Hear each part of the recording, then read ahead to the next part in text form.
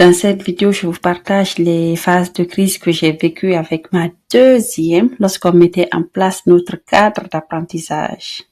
Si vous n'avez pas vu la première partie, je vous mets le lien en description. Pour la deuxième, de mon côté, j'ai toujours eu la même attitude. Rester calme, vaquer à mes occupations. Je lui donne un travail à faire. Et si je vois qu'elle ne travaille pas, je ne reste pas à côté, je vaque à mes occupations.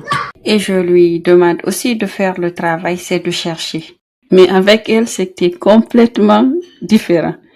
Elle ne pleurait pas comme la première. Elle n'a pas du tout pleuré à aucun moment. C'est juste qu'elle ne me prenait pas au sérieux. Vous êtes à côté d'elle, vous attendez qu'elle fasse le travail, mais elle est en train de rire parce qu'elle ne vous prend pas au sérieux. Elle continuait tranquillement à faire ce qu'elle voulait. Moi, je ne la regardais pas. Je faisais mon travail parce que c'est pas le travail qui manque à la maison.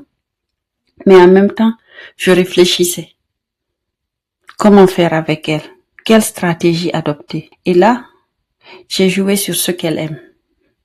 J'ai seulement dit à sa sœur d'aller chez la voisine. Rester avec elle parce que pour mes filles, aller chez la voisine, c'est comme le paradis sur terre. Et à elle, je lui disais seulement de chercher. Et quand la première est partie, elle s'est mise à bouder. Et je restais toujours calme. Dès que je la voyais distraite, je revenais vers elle et lui demandais encore de reprendre le livre et de chercher la lettre. Et à force de bouder, elle s'est même endormie. Je l'ai réveillée et je lui ai redemandé encore de chercher. Toujours avec cette mine ferme. Mais franchement, à l'intérieur, j'étais morte de rire. Et je lui dis, toi, tu n'es pas fatiguée? Tu ne veux pas aller jouer avec la voisine? Si tu trouves, tu y vas. Mais si tu ne trouves pas, tu restes. Si tu ne cherches pas, tu restes ici encore.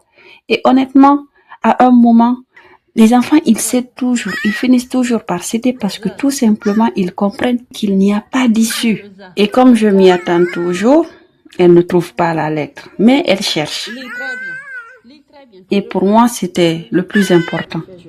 Le lendemain, je recommençais. Je lui disais, promets-moi que demain tu vas chercher et que tu vas trouver. Et petit à petit, quand elle faisait l'effort de chercher et qu'elle trouvait aussi, je l'encourageais, elle était félicitée.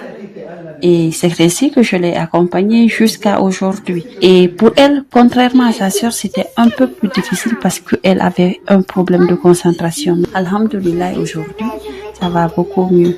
Le cadre d'apprentissage est en place et on fait nos activités, notre routine d'apprentissage tranquillement.